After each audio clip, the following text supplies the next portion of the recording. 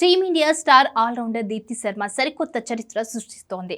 శ్రీలంకతో జరిగిన 5వ టీ20లో ఆమె ఓ అద్భుతమైన ప్రపంచ రికార్డును తన ఖాతాలో వేసుకుంది. టీ20 అంతర్జాతీయ క్రికెట్లో అత్యధిక వికెట్లు తీసిన బౌలర్గా దీప్తి శర్మ ప్రపంచ అగ్రస్థానానికి చేరుకుంది.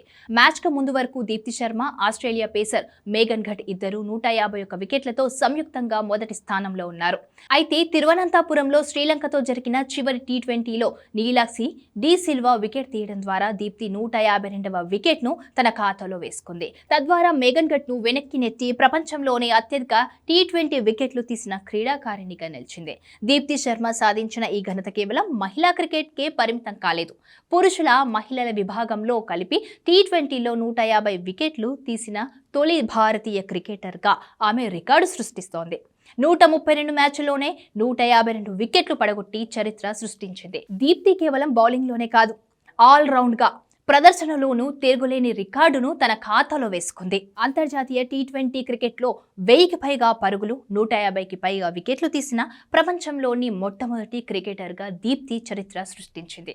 ప్రస్తుతం ఆమె ఖాతాలో 1100 పరుగులు, 152 వికెట్లున్నాయి. ఇదిలా ఉంటే భారత మహిళల జట్టు 5 టీ20 సిరీస్ గెలవడం ఇది మూడోసారి. గతంలో వెస్టిండీస్పై, బంగ్లాదేశ్ పైన ఈ ఘనత సాధించింది. అలాగే శ్రీలంక జట్టుపై 25 టీ20 విజయాలతో ఒక జట్టుపై అత్యధిక మ్యాచ్లు గెలిచిన 4వ టీంగా నిలిచింది.